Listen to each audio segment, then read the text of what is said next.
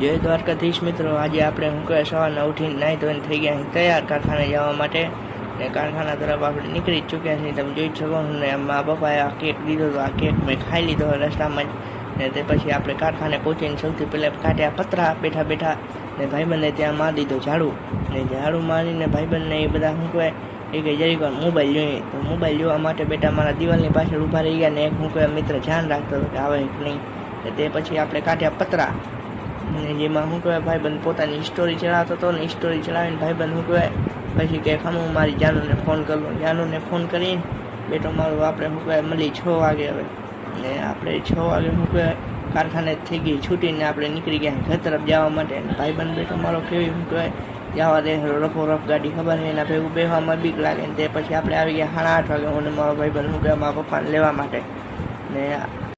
ને એટલી વારમાં મારા પપ્પા પણ આવી ગયા ને તે પછી આપણે